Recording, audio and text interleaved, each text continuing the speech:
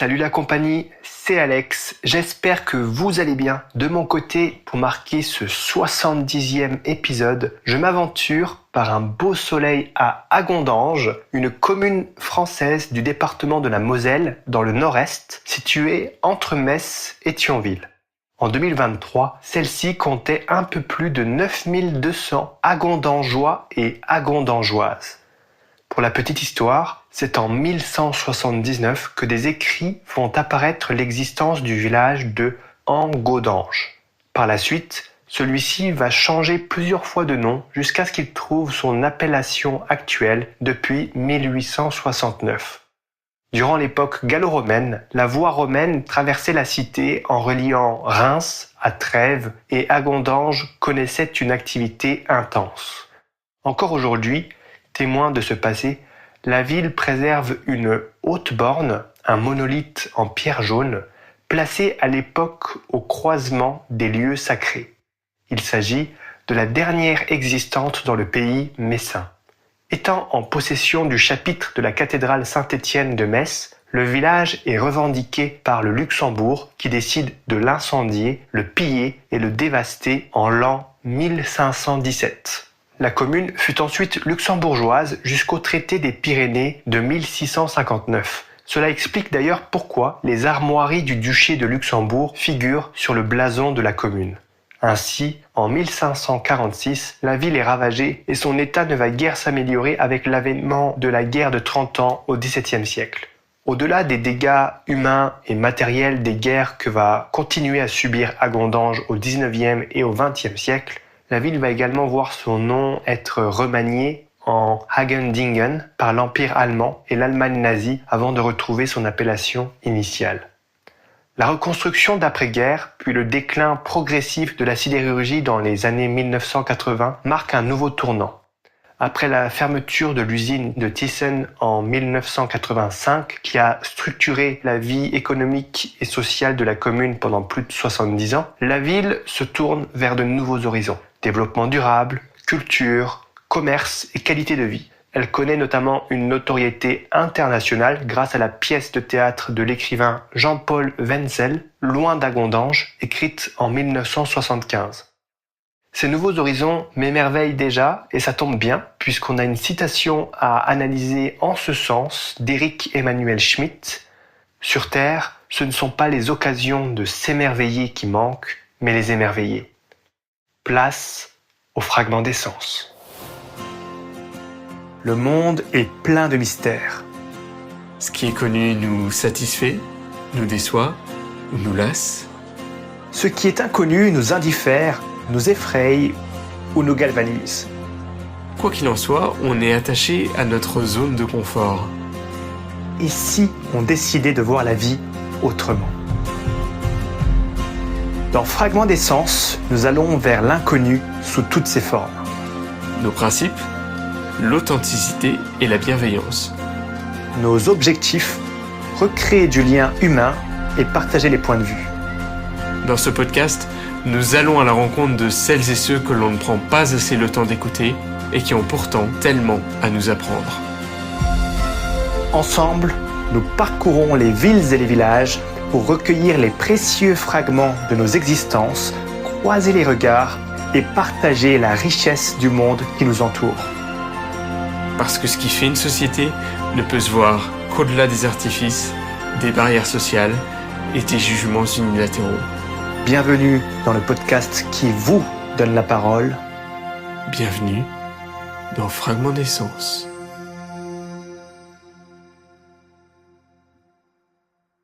Bonjour jeunes gens. Je sais pas parce que moi je suis éducateur spécialisé. Là je suis dans le cadre d'un accompagnement avec un jeune. Mais ça c'est quelque chose qui pourrait pu m'intéresser dans le cadre. C'est quoi comme question C'est des questions générales sur vos perceptions de la vie et du monde en général. C'est très philosophique. Ça peut être intéressant même avec Ok, le jeune. Hein. ça marche. Y a pas de souci. Ouais. Un truc voilà qui pourrait quand même inclure aussi le jeune. Quoi. Bien voilà. sûr. C'est, Alors là récemment j'ai lu un livre qui s'appelle Nuit de feu. Nuit de feu. d'Éric Emmanuel Schmitt, qui est aussi philosophe d'ailleurs. Et dans ce livre, il dit « Sur Terre, ce ne sont pas les occasions de s'émerveiller qui manquent, mais les émerveiller. » Qu'est-ce que ça vous évoque ? Qu'est-ce que ça vous inspire ? te laisse commencer. Ouais, d'émerveiller les choses. D'améliorer les choses ou des choses comme ça, ouais. Moi, je vois les choses comme ça. Quand on parle, c'est quoi? C'est pas les occasions qui manquent, mais c'est les émerveiller, c'est ça? Tout à fait, c'est ça la citation. C'est pas les occasions de s'émerveiller qui manquent, mais les émerveiller. Ouais, c'est tout simplement, c'est pas les événements qui manquent, mais qu'est-ce qu'on en fait de ces événements-là? Tout à fait. Enfin voilà, moi comment je vois les choses. Quand on parle par exemple d'événements où je peux être émerveillé, moi je suis en plein dedans, j'attends par exemple un enfant. Ah, super. Vous voyez, par exemple, ça c'est quelque chose, c'est l'occasion aussi de s'émerveiller, mais qu'est-ce qu'on en fait aussi de l'arrivée d'un enfant? C'est bien évidemment c'est quelque chose de joyeux, quelque chose de. Mais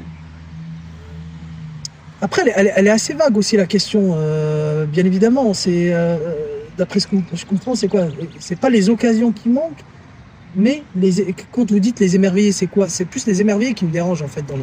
C'est la question justement en fait. Qu'est-ce qu'il entend par émerveiller? Ah d'accord, donc c'est fait exprès qu'il y ait du flou par rapport à. C'est pour savoir ce que vous en pensez justement, pour philosopher à ce sujet. Ouais, non, mais c'est intéressant.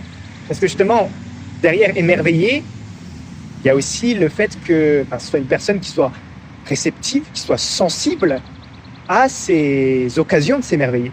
Non, c'est vrai. Et vous alors, ça pose cette question aussi, êtes-vous sensible à l'émerveillement? Qu'est-ce qui vous émerveille au quotidien? Je pense que c'est indispensable dans une vie de pouvoir s'émerveiller. Et forcément, dans une vie, on se raccroche à des événements heureux et c'est ce qui permet, enfin en tout cas, non, c'est ce que je dis toujours, moi, dans la vie en général, hein, c'est ce qu'on retient dans la vie concrètement. C'est pas forcément le matériel, c'est les bons moments qu'on a pu partager avec les personnes qu'on aime. Et plus tard, quand on sera tous amenés à partir un jour ou l'autre. Et ce qu'on gardera vraiment pour moi, c'est ces événements-là. C'est les événements qu'on a pu partager avec les gens qu'on aime.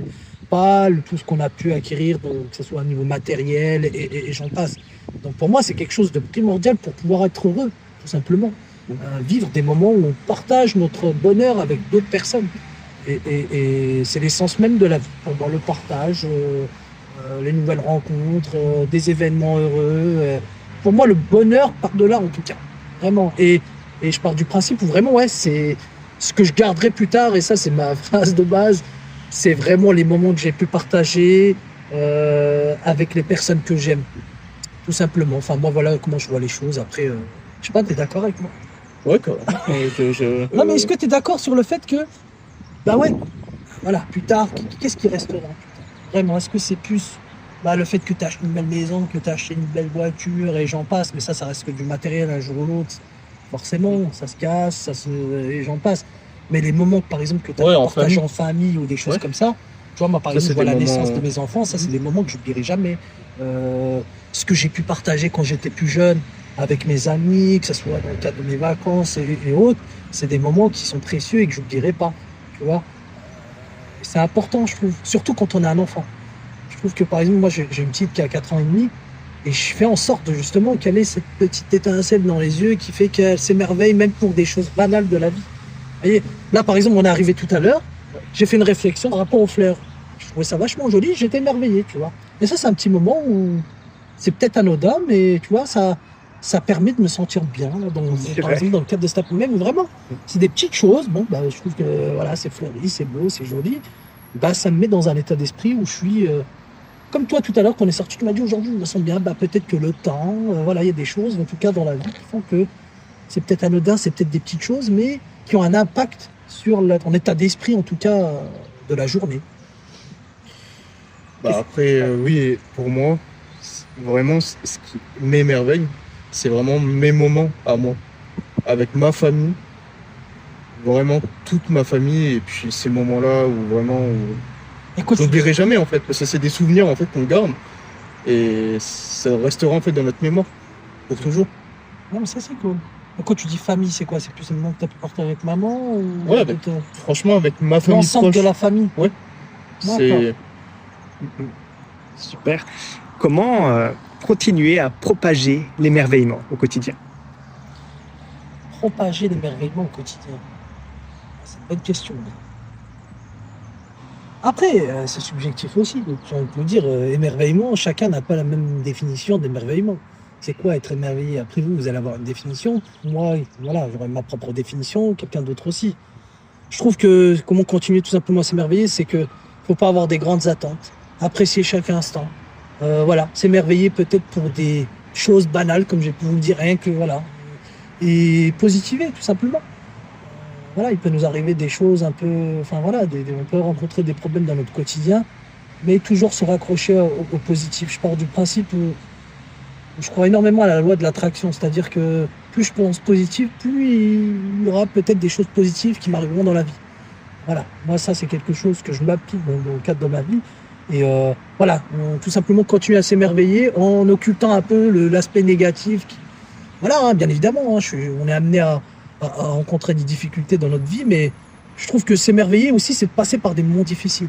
Et en prenant du recul, le fait d'avoir pu surpasser certaines épreuves qui ont été compliquées, c'est gratifiant et de se dire, ouais, j'ai pu surpasser cette difficulté-là, donc oui. Enfin, moi, l'émerveillement, je le vois de manière un peu globale, hein. Je pars pas sur le mot émerveillement, vraiment. Si je vais être émerveillé, déjà, il faut que je sois stable dans ma vie. Et voilà, je pars du principe, voilà, on peut rencontrer des difficultés, mais il faut les surpasser pour pouvoir se rendre compte que, ouais, il y a des belles choses dans la vie quand même. C'est vrai. Tout à fait. Et donc pour toi, j'imagine que propager l'émerveillement, c'est aussi recréer des liens avec la famille, recréer des souvenirs et perpétuer ces souvenirs. C'est bien ça? Je me trompe? Ouais, c'est ça. Mais Est-ce que déjà, toi, tu penses que c'est faisable de recréer ces événements-là? Ouais. Ouais? ouais, c'est possible, mais je sais pas comment. Et vous en pensez quoi alors? Moi, l'émerveillement? Ouais.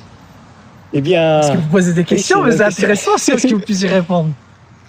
pour moi, effectivement, l'émerveillement, en fait, ça passe d'abord par la sensibilité à ce qui nous émeut, ce qui nous fait du bien au quotidien. Et donc là, comme vous l'avez très bien souligné, ça peut passer par exemple par le chant des oiseaux, par la beauté des fleurs, par des enfants qui s'amusent, par des animaux de compagnie qui sont juste là à profiter du moment. Parfois c'est juste un rayon de soleil, parfois c'est l'essence, le parfum qui se dégage des fleurs. Oui, c'est très varié effectivement, C'est vrai. l'émerveillement. Et c'est ça qui est bien justement parce que, comme le dit le philosophe, ce ne sont pas les occasions de s'émerveiller qui manquent en fait. Ce qui manque, c'est notre sensibilité à l'émerveillement. Donc, par émerveiller, je pense que c'est ça qui veut dire en fait, c'est notre sensibilité à l'émerveillement. Parfois, on a tendance à être un peu dans notre routine du quotidien et oublier ou négliger en tout cas cet émerveillement, ce qui fait qu'on devient plus distant. C'est vrai. Moi, je le vois dans mon quotidien, parce que voilà, je suis papa, j'ai une petite de 4 ans et demi et un futur enfant là prochainement. Félicitations. Et merci. Et c'est vrai. Moi, je le vois dans mon quotidien. Des fois, on est dans la routine, je rentre du boulot, forcément. Il peut m'arriver où ma fille, elle peut me ramener un dessin, mais pris dans la routine du quotidien. Bon, ouais, c'est cool, mais sans plus. Vous voyez? Non, mais vous voyez? Alors que des fois, quand j'ai vraiment le temps, et qu'on est en week-end et que je peux prendre le temps, on peut faire des activités, même un simple dessin. On peut tirer tellement de choses d'un simple dessin d'un enfant, alors qu'en soi, c'est quelque chose de banal, hein. Mais moi, il m'arrive parfois d'être émerveillé par les fameux grabouillis de ma fille, alors que quelqu'un d'autre va les regarder, va dire oh, c'est juste un dessin, mais c'est exactement ce que vous avez pu dire. Tout dépend de la sensibilité qu'on a par rapport à cet aspect-là, quoi. Et moi, je le vois vraiment comme ça. Et malheureusement, en tout cas, on est dans une société où on s'émerveille de moins en moins, malheureusement. Après, avec tout ce qui se passe là actuellement aussi, forcément. Justement, j'ai des questions à transmettre, j'en ai 3. Est-ce que vous avez du temps ou pour ça ou... Non, mais c'est intéressant, hein. Moi, je vous dis, on a encore un petit peu de temps ou pas? Alors, attends, je regarde. Allez, on a 5 minutes encore. 5 minutes, ok, Ouais. Je vais aller très vite Allez, on va terminer sur ces essayer 5 questions. minutes. Alors j'ai déjà 2 questions qui se rejoignent. C'est d'une part, pourquoi les hommes de tout temps se font la guerre? Et la deuxième, c'est comment favoriser la paix? Vas-y, Pour moi, les hommes se font la guerre tout simplement pour des questions d'intérêt. Là, on le voit concrètement actuellement. Pourquoi là, en 2026, actuellement en 2026, c'est une chose, il y a bien une chose. Moi, quand j'étais plus jeune, jamais de ma vie, je me serais dit qu'en 2026, on vivrait encore des guerres, tout simplement. Là, je vois actuellement, pour moi, c'est une question d'intérêt, premièrement. Après, forcément, quand là, je prends le cas concret des États-Unis, il y a une histoire d'intérêt et une histoire aussi d'un mec un peu, Trump, on peut dire ce qu'on veut, le mec, il est illuminé. Hein. C'est ce que je pense moi. Ça me regarde que moi et je pense que je suis loin d'être le seul à partager cet avis-là. Mais ça a toujours été aussi, pour moi, vraiment, l'essence même des guerres, c'est des intérêts. Quand je regarde toutes les guerres qui ont lieu, soit du pétrole, soit d'autres sources, en tout cas, pétrole ou matériaux précieux, généralement, ou forcément en lien avec tout ce qui est gaz, et j'en passe. Mais, et la deuxième question, c'était quoi? Donc comment favoriser la paix dans cette situation? Malheureusement, je vais peut-être être un peu... Même si j'aime bien penser positif, je ne sais pas si un jour on retrouvera un monde où il y aura une paix totale. J'aimerais croire. Je crois en la paix. Malheureusement, je pense que ça, c'est nous, les humains, qui allons causer la fin de l'humanité. Ça, c'est triste. Alors qu'on a une terre où il y a tellement de richesses, il y a tellement de choses. Là, je vois juste actuellement, il y a tellement une différence entre certaines personnes qui sont hyper riches et il y a des personnes qui sont très très pauvres. Comment on peut arriver à une différence en tout cas? Alors, moi, je pense que les personnes ultra riches nous donneraient ne serait-ce qu'un tout petit peu de leur richesse, ils pourraient déjà subvenir à de la famine de tout un pays. Et ça, je me dis, mais ça se fait pas, c'est que c'est pas... Voilà, c'est que tout simplement, l'homme va rechercher ses intérêts et malheureusement, ça a toujours été comme ça et on revient encore aux intérêts. Pour moi, c'est l'essence même des guerres, c'est les intérêts des pays ou des personnes. Quel est l'avenir de l'homme alors dans cette situation? C'est la dernière question du coup à transmettre. L'avenir de l'homme. Alors, quel est l'avenir de l'homme? L'avenir, il va dépendre de nous, tout simplement. Si on est en capacité de se dire, on est tous des êtres humains, de toutes les couleurs, de toutes les religions et j'en passe. Après, il y a l'aspect religion aussi qui est très présent dans les guerres aussi, on va pas se leurrer. Si on arrive à accepter l'autre, pour moi, il n'y a pas de souci. Le vivre ensemble, pour moi, ça passe déjà tout au départ par l'éducation. Si forcément toutes les personnes éduquent leurs enfants de manière à faire comprendre à leurs enfants, il faut vivre avec l'autre, ne pas avoir peur de la différence, le partage, les valeurs. Enfin voilà, si tout le monde inculque ces valeurs-là, la future génération, il n'y a pas de raison que ça prenne pas. Et sachant qu'on a aussi des outils actuellement qui n'étaient pas forcément présents à l'époque, notamment tout ce qui est réseaux sociaux. Je pense que ça peut avoir un impact sur le monde et ça l'est déjà. Et plutôt que de diffuser moi quand je vais sur les réseaux, des fois je vois des choses. Tout c'est l'éducation. Quand j'entends éducation, c'est l'éducation des enfants, l'éducation nationale aussi. Et je pense que l'État a un rôle là-dedans, éduquer aussi un petit peu la population par rapport aux enjeux et impliquer peut-être davantage les populations dans la vie, que ce soit familiale, que ce soit aussi sur le plan national de chaque pays, quoi. Après, je vous dis ça, mais j'y crois pas forcément. J'aimerais, et sachant que j'ai des enfants, j'aimerais qu'ils grandissent dans un monde où il n'y a pas de guerre, où malheureusement, je ne sais pas si un jour on arrivera à un monde parfait, quoi. Et justement, pour créer du lien, est-ce que vous auriez une question à transmettre aux prochaines personnes que je vais rencontrer? Pour créer du lien? Pour recréer du lien, oui, en lien avec la philosophie. Ça peut être par exemple sur les sujets que vous avez évoqués précédemment, l'éducation, l'intérêt. Une question. Quelle est la place de l'éducation dans une société? Ok, très bien, c'est noté, je la poserai. Voilà, merci beaucoup. Et vous me direz, et c'est quoi le podcast? Alors, on a une carte de visite, bien sûr, je vous donne la carte de visite si jamais vous voulez nous suivre sur les réseaux. C'est cool, non? C'est bien. Moi, c'est Omar. Omar, enchanté. Voilà. Moi, Omar, c'est Alex. éducateur spécialisé. Et voilà, là, c'était dans le cadre de j'accompagnais un jeune. Donc, vous prenez un petit temps tranquillement pour échanger par rapport à sa situation. Puis, c'est en lien avec ce dont on parlait. Donc, c'est pour ça que je trouvais intéressant qu'il puisse un petit peu échanger. Même, je sais que c'est pas un exercice qui est facile, mais c'est déjà bien ce que tu as fait. Voilà. Oui. Je tiens à le dire. C'est un honneur, en tout cas, d'avoir pu participer. Au top, en tout cas, continuer. Franchement, c'est bien. C'est bien qu'il y ait des choses comme ça où...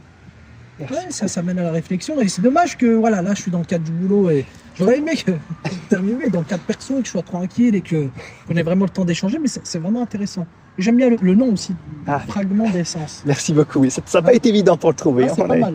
Et j'ai un autre collègue qui est EduXP aussi et on se posait la question, on voulait faire un podcast aussi, c'est bien. mais qui tourne autour des addictions, ramener des personnes qui témoignent.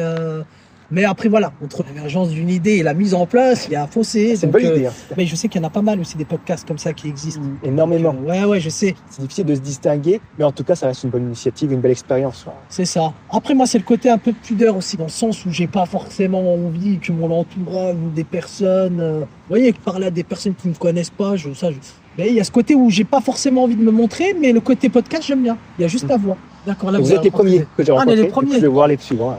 Après, c'était pas facile aussi. Le sujet émerveillement.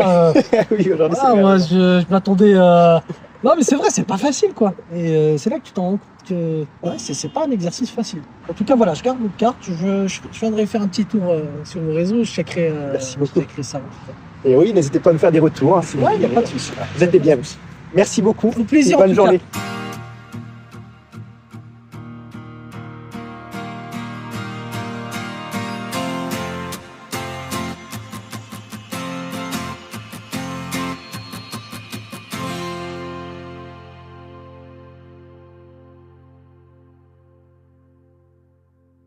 Bonjour madame. Les emplois, c'est vous. Merci beaucoup. Est-ce qu'on peut connaître votre prénom pour commencer? Christiane. Christiane, enchantée. Bienvenue dans Fragment de Sens. Comment il s'appelle? Oh, je sais même plus, moi j'appelle Chouchou parce que c'est Chouchou. pas à moi. C'est une amie qui est commerçante. D'accord. Je peux caresser Chouchou? Bah oui, tu peux appeler Chouchou, choupette. Ah oui, mon cœur. Ah oui, si on commence par les câlins, c'est foutu. Hein. Ouais. Non, tu manges pas ça. Je vais pas te lâcher. Je peux pas te lâcher ici, mon amour.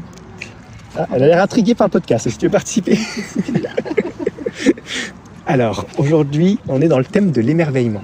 D'accord. Et on a une citation à analyser. Récemment, j'ai lu un livre d'Éric Emmanuel Schmitt, qui est aussi philosophe. Dans son livre « La nuit de feu », peut-être que vous connaissez, il décrit un moment « Sur Terre, ce ne sont pas les occasions de s'émerveiller qui manquent, mais plutôt les émerveiller ». Qu'est-ce que ça vous évoque? Qu'est-ce que ça vous inspire? Oh, ça évoque qu'il faut savoir regarder autour de soi, regarder la nature, savoir apprécier les choses simples de l'existence. Tout Voilà. à fait. Ouais. Et vous, alors, comment vous trouvez l'émerveillement au quotidien? Est-ce que vous vous considérez comme une émerveillée? Parce que moi, il y a tout qui m'intéresse. Oui, voilà, que ce soit nos amis les bêtes. La dernière fois, j'ai une petite fille qui me dit « Mais mamie, tu viens de trébucher ?» J'ai dit « Oui, mon cœur. » Elle me dit « Mais ben, je regarde ce qu'il y a par terre. » On m'a dit « C'est une petite bébête. » Je dis « Oui. » Je dis « Tu veux que quelqu'un te marche sur la tête ?» Ah, mais j'avais pas pensé à ça, qu'elle me dit. Ben, il faut que tu regardes où tu mets les pieds. C'est tout.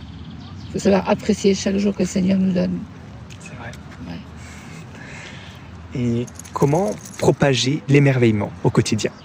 En sachant discuter avec les gens, à sourire, tout simplement, entamer une conversation. Puis voilà quoi, c'est ça.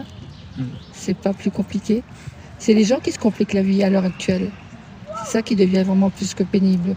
Moi, dernièrement, j'ai quelqu'un qui me disait, quand tu habitais dans ton... Parce que j'habitais dans la rue du professeur Einstein à Grodange, et maintenant je suis juste en face de la rue Mozart. Alors on me dit, du Cosmopolite, je suis passée. Avant c'était le bloc des jeunes mariés, et maintenant c'est le bloc des retraités. Et j'avais quelques vieilles couettes, mais j'ai une copine, et si je deviens comme ça, tape-moi un coup dans le dos pour me dire hey, oh Chris, qu'est-ce qui t'arrive? Elle me regarde, elle me dit d'accord, il n'y a pas de souci. Il faut savoir discuter, regarder autour de soi. Et puis j'ai une dame qui me dit ouais, dans ton quartier de Bugnoul, oh, j'avais ma copine qui était avec elle, oh là c'est le mot qu'il faut jamais prononcer devant Christiane. J'ai horreur de ça. Et la copine me regarde, j'étais née où? Elle me dit à Hamdeville, on a dit quatre ce que je fais. C'est là où il y a les têtes de cochon qui est venue au monde. Elle me dit, et devine ce que j'ai fait? J'ai dit, je suis sûre que tu as mis ta première fille au monde là. Bah oui, elle me fait, et toi? Bah moi aussi. Et mon mari, lui, qui était originaire d'Alsace, et j'ai dit, tu te rends compte le parcours que tu as fait? J'étais venue au monde à Guebwiller. Quand tu es venu au monde, ton père a quitté ta mère. Il me dit, oui. J'ai dit, ta mère, toi tu es venu au monde, ta mère, elle t'a collé dans les bras de mamie et elle est partie sur Paris. J'ai dit, donc c'est ta grand-mère qui t'a élevé. Il me dit, ouais. J'ai à l'âge de 17 ans, t'es monté sur Paris pendant 4 ans pour travailler. Il me dit oui. Il me regarde, puis j'ai fait quel parcours. Et j'ai après, t'as été appelé pour faire ton service militaire à Thionville. J'ai puré juste pour me trébucher dessus. Il me regarde, puis il se met à rigoler. J'ai Monsieur Walsh, parce que c'est Monsieur Walsh, W-A-L-C-H, donc c'est alsacien. Et quand on voulait l'enquiquiner, on lui disait Monsieur Walsh. Il faisait ouais, c'est toi? Oui, c'est moi. Eh oui. Juste avant, j'ai rencontré un monsieur qui est éducateur spécialisé. Il a une question à transmettre. Oui. Quelle place a l'éducation dans notre société? Wow. Elle est en cafouille en ce moment, hein, l'éducation dans notre société. Hein. Parce que les 3/4 des parents ne savent plus se faire respecter des enfants. Moi, j'ai une amie, c'était mon institutrice. Et dernièrement encore, je lui dis, Madame Simone Ravenel, elle me dit, oui, mademoiselle, tu te rappelles quand on rentrait à 10h du goûter, tu n'osais. Ça voulait dire le rang de ranger correctement. J'ai appris en rentrée, en silence. Je lui fais à droite, c'était le bureau des directrices, à gauche, c'était sa classe. C'était une vieille fille. Hein. J'étais avec à nous dire qui veut aller voir Mademoiselle Fort-d'Oxel. Non, madame. Non, madame Ravenel. Elle me regarde, elle rigole. Et après, j'ai dit, il y avait la classe des tout petits, la première année. Après, on montait chez toi. À droite, il y avait les toilettes. Elle me regarde. Il y avait 2 classes. Et toi, c'était la 3e. Il y avait 4 classes en haut. Et tout en haut, il y avait l'école protestante. Il leur avait ouvert 2 classes sur les combles. Parce qu'il y avait l'école protestante qui était juste à côté de la nôtre. Il y avait la cour qui séparait. Et comme il y avait plus d'élèves à un moment donné, donc ils avaient 2 classes chez nous, quoi. Et ton mari, quand on était tous là, monsieur traversé la classe pour arriver chez nous les filles. Tu avais droit à ton bisou sur le front. Il me regarde. Ah, mais j'ai rien que t'en parler. Elle me fait, t'as les images qui flashent. J'ai dit oui. Et puis il nous disait, les enfants, oui, monsieur Ravenel, promis. Puis regardez les manteaux. On a tout bien rangé. C'est très bien. Et puis après, notre AC nous disait, on rentre, oui, madame Ravenel, en silence. Donc moi, j'ai fêté mes 75 ans. Et puis elle, on a 20 ans d'écart. Ouais. Elle a malheureusement perdu son mari entre-temps. Là, elle avait un compagnon. Je lui disais toujours, t'as pas un petit frère ou un cousin qui traîne dans la famille, tu vois? Il rigolait. Tellement qu'il était galant. Et là, ça fait 2 ans qu'il est décédé. Elle a du mal à s'en remettre, ce qui est tout à fait logique. Hein. Plus on rentre dans l'âge, quand on perd les personnes, plus c'est dur à vivre. Malheureusement, c'est comme ça, c'est la vie. Et vous, est-ce que vous auriez une question à transmettre aux prochaines personnes que je vais rencontrer?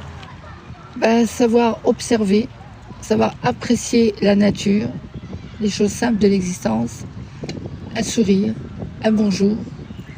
Si vous voyez une personne âgée avec trop de courses, avez-vous besoin d'un coup de main, s'il vous plaît? Ne vous inquiétez pas, vous pouvez me faire confiance. Voilà, tout simplement. Le savoir-vivre. Comment perdurer le savoir-vivre au quotidien? C'est ça que je poserais comme question. Ça, on le transmet à nos propres enfants déjà d'une. Moi, j'ai transmis ça à mes enfants, à mes petits-enfants, à mes arrière-petits-enfants également. Voilà.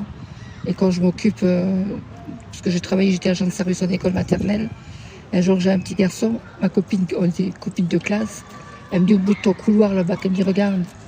Je regarde. Je me dis qu'est-ce que tu fais là-bas, chouchou? Tu es puni? Oui, qu'il me fait. Je dis viens, je lève la punition, viens m'expliquer le pourquoi. Il vient, mais il me dit j'ai plus le droit de t'appeler par ton prénom, même plus le droit de t'appeler madame. Je dis comment tu veux m'appeler? Il me regarde, il dit t'es ma mamichou d'amour, je t'ai rebaptisée. Et devenez qui j'ai croisé il y a quelques mois en arrière, c'était en Concora à l'époque. Je me lève, j'arrive dans le couloir, dans la grande allée centrale, et je vois un qui me regarde. Je lui fais Johan? Il me dit oui. Oh, et j'ai dit, qu'est-ce que t'as mis les pieds dans quoi, toi? J'ai dit, la dernière fois qu'on s'est vu, tu m'arrivais là. Et il me dit, ça fait 5 ans et demi, mamie. J'ai dit oui. Et j'ai dit, là, maintenant, il dit, j'en ai pas loin des 25. Et j'ai dit, et tu mesures combien? Il me regarde, je fais 1m80. Oui. Puis il me prend dans les bras, il m'embrasse. Il me dit, tu feras toujours partie de ma vie. Et je te remercie pour tout ce que tu m'as appris.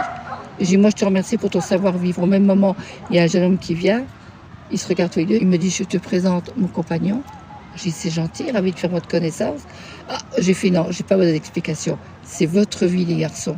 Au même moment, il a la barrette de ses cheveux qui craque, les cheveux qui tombent comme des rats. Oh, je fais, Johan, tu m'agaces. Mais je me dis, c'est pas vrai. Il me regarde. Et je dis à son copain, je prends lui 2 barrettes. Je lui explique où dans le Coran, c'était encore Coran à l'époque. Il revient, on les sort de la boîte, tout. Et je fais comme ça avec les 2 doigts. Je dis, comment on faisait nos grands-mères? Ah, mais oui, il me fait. Et hop, il se tresse ses cheveux. Il remet, on lui donne les barrettes. Il dit, pourquoi j'ai jamais pensé à ça? J'ai maintenant, tu seras encore obligé de penser un peu plus à moi. Il dit avec le plus grand des plaisirs. Mais quand j'ai des coups de cafard, je repense à ce que j'ai vécu en tant qu'agent de service. Il me fait comme ça, mais nos classes, qu'est-ce que ça sentait bon? Je dis, je te remercie. Je dis, tu vois, tu as les souvenirs qui sont là, qui sont présents. C'est ça qui est le plus important. J'ai dit, la dernière fois, j'ai une petite fille qui me regarde parce que je m'arrêtais et je regarde des larmes. Elle me dit, Mamicha, j'ai dit oui. Pourquoi tu regardes? Il est très âgé. Et j'ai là, il est en train de se déplumer. Et j'espère qu'ils ne vont pas la battre. C'est tout ce que je demande. C'est plein de souvenirs là. C'est ça qui est important. Regarder la nature. Très important. Justement, on est ici à Agondange. Oui. Pour les personnes qui ne connaissent pas Agondange, qu'est-ce que vous aimeriez partager, présenter de cette ville en tout cas? Maintenant, les magasins, il y en a de moins en moins malheureusement. Il y a notre parc, tout simplement. Parce que là, je parle encore avec une petite maman là, qui était là tout à l'heure. Là. Elle me dit, oh, qu'est-ce que ça fait du bien. Je sais qu'est-ce qu'on est bien à s'asseoir là. Et surtout à se vider la tête. Alors elle me regarde, elle me dit, oui, c'est vrai. On observe la nature et on fait le vide là-dedans. C'est ça qui est très important. J'ai un sourire, c'est pas payant. J'ai dit un bonjour à quelqu'un qu'on voit, un petit coup de main pour les courses. Ne vous inquiétez pas, c'est des personnes que je connais. Hein, parce que je suis née ici, je suis née à Amnéville. Hein, et j'ai une copine qui me dit, et à Amnéville, j'ai dit, c'est les têtes de cochon qui viennent au monde. Alors elle me fait comme ça. Et j'ai dit, c'est née à Amnéville. Elle me dit, ouais, toi aussi. Je suis, ben ouais. Et je regarde, je dis, et ta première fille, tu l'as mise au monde où? Elle me fait, non, d'une fille. Elle me dit, à Amnéville, je suis dans des classes. Elle me dit, toi? Je dis, pareil. Et mon mari, qui me disait toujours, eh ben, en la voyant grandir, je dis quoi? Je suis à Hammerwachs. Il me regarde, il me fait, ah, tu crois pas si bien à lui, tu es d'origine alsacienne. Ok. Alors il me regarde, il me fait, je suis dans des 400 molles. Il me fait, tu crois pas? Ah, elle a un caractère de cochon. Et là, elle va fêter je commence à calculer ses 57 ans. La fois, j'ai une copine qui me dit, quel âge elle a, Flo? J'ai là, elle va fêter ses 57 ans. La première, Florence est née le 16 mai. Après, il y a Stéphane qui est né au mois d'octobre. Et j'ai dit, le 9 mai, c'est la 3e. Et après, j'ai fait la 4e, en 81. Noémie. Et un jour, quelqu'un m'a dit que j'ai dit Noémie, c'est le tréma sur le E de Noémie. Et ça, il ne faut pas oublier. C'est très important. On me dit et. Ben, je dis chaque prénom. Mon fils, c'est Daniel Stéphane, parce qu'il a le premier prénom de son papa. Moi, après, c'est le Stéphane. Et on me dit comment il va. Ben, je dis, il est gravement malade, là. Mais j'ai c'est quelqu'un qui ne se plaît jamais. Alors, j'ai là, il a tout hérité de son papa. Hein. J'ai paix à son âme. Et dernièrement, je rencontre une copine qui habitait à la cité. Je regarde, j'ai dit, qu'est-ce que tu fous là, toi? Elle me dit, et toi? Ah ben, je dis, moi, je sais pas. Je me suis levée ce matin. Je me suis retrouvée pour traverser le souterrain. Elle me dit, ouais. Bon. J'ai dit, à ce coup, j'entends le bruit du tramway. Je tourne la tête. Je vois, tu sais que j'ai le pouvoir. Elle me dit, oui. Je vois le tramway qui arrive. Je dis, qu'est-ce que tu fous là, monsieur le tramway? On va faire demi-tour. Et je vois le tramway qui fait demi-tour. Et je dis, bon, allez, tu continues ta route. Moi, je fais la mienne. Et je dis, là, je vais avoir quelque chose qui va se passer. J'arrive en bas du pont. Le tramway, je lui fais ciao ciao, pof, tramway qui dans un flash s'en va. Et puis on se regarde toutes les deux et je lui fais purée. Elle me regarde, elle me fait quoi? J'ai ri, Tchakiescope, elle dit tu crois pas c'est bien dire. Et tu dis ça à ta fille aussi? Elle me dit ouais. Puis elle me dit qu'est-ce que tu fous là? Ben, je dis je sais pas. Je dis je suis arrivée devant l'hôtel avant, c'était notre parc à nous les gamins. Et j'entends bonjour mademoiselle Jacobs, Christiane. J'ai une mamie que ça fait des années que je n'avais pas vue. Ah ben, je sais pas, dites-moi, ça valait le coup de venir se balader dans le coin. On en a discuté, j'arrive plus loin près du bout du jardin de mes parents.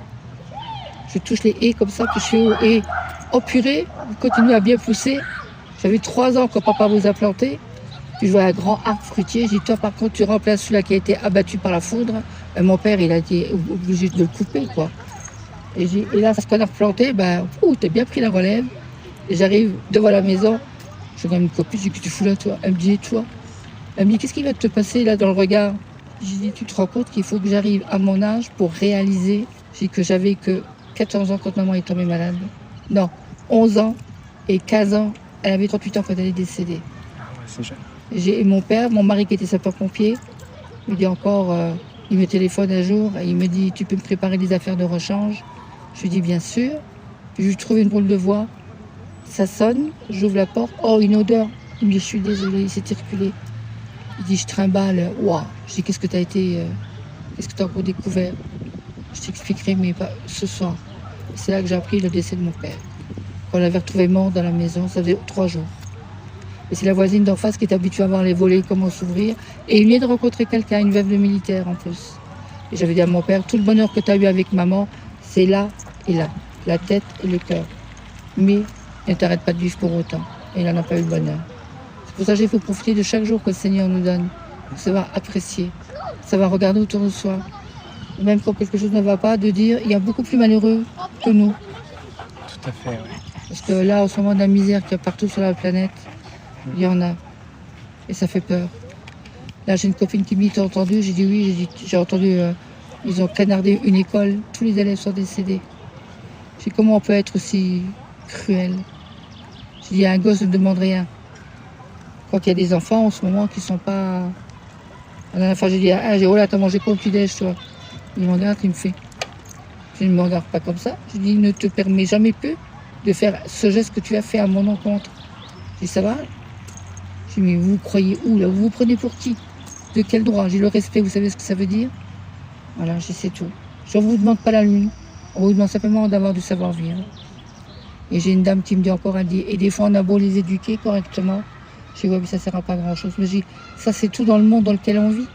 Je dis, et ce qui manque, je dis, c'est converser entre les parents et les enfants.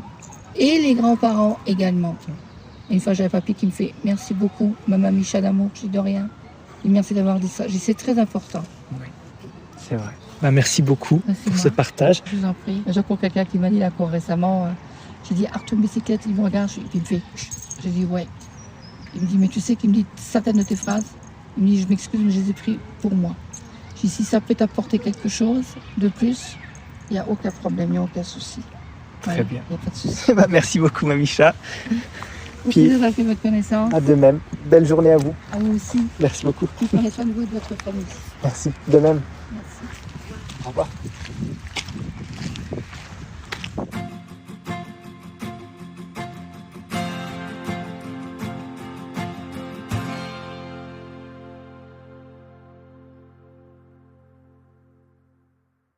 C'est donc en plein cœur du parc municipal que s'achève ce 70e épisode de Fragments d'essence. Bien entendu, je tiens à remercier le duo Omar et Anonyme, ainsi que Christiane, alias Mamicha, pour ses excellents partages de fragments de vie, sans oublier toutes les autres personnes que j'ai rencontrées. Je garde aussi un bon souvenir de ma dernière rencontre avec un jeune homme qui n'apparaît malheureusement pas dans cet épisode car l'enregistrement n'a pas fonctionné. En particulier, je ne peux qu'approuver sa recommandation d'aller à l'étang de la Ballastière où l'atmosphère est vraiment agréable.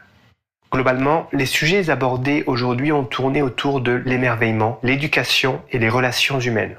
Concernant la citation du jour, sur Terre, ce ne sont pas les occasions de s'émerveiller qui manquent, mais les émerveillés. Elle est tirée du roman autobiographique d'Éric Emmanuel Schmitt, La Nuit de Feu, sorti en 2015. Alors âgé de 28 ans, l'auteur entreprend une randonnée dans le Sahara algérien.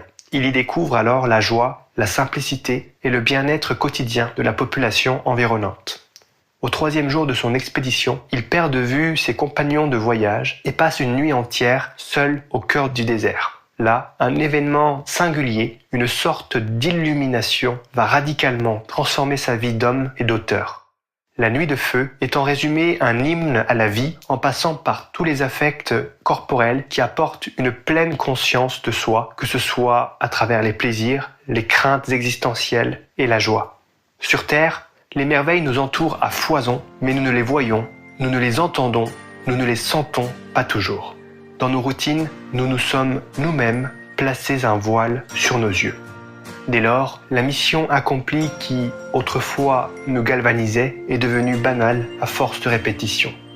La fleur que l'on trouvait exceptionnelle n'est plus qu'un élément de décoration parmi d'autres. Le chant des oiseaux qui nous apportait une paix mélodieuse finit par s'assourdir. On tend aussitôt vers une forme d'apathie de l'âme où il devient plus difficile pour nous d'être émerveillés. Mais j'ai quand même une bonne nouvelle. Il ne tient qu'à nous de ressentir, de préserver et même de pérenniser cet émerveillement. Prenons conscience de la beauté de notre environnement. Réveillons nos sens. Peut-être qu'alors, le sourire perdu facilement dans notre quotidien se retrouvera tout aussi naturellement.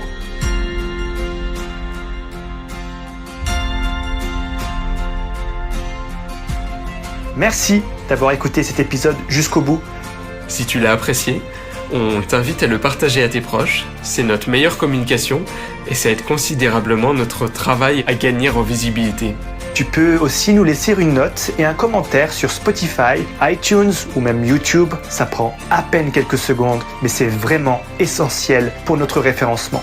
On est aussi présent sur Instagram, où on met en avant les moments marquants et coulisses du podcast. N'hésite pas à nous y écrire et nous mentionner. Et enfin, si tu en as l'envie, tu peux nous aider à couvrir nos dépenses matérielles et nos déplacements en faisant un don sur Buy Me a Coffee. Tous les liens sont en description du podcast. À la semaine prochaine pour un nouvel épisode. Et n'oublie pas toi aussi et dès aujourd'hui de rassembler les précieux fragments de nos existences.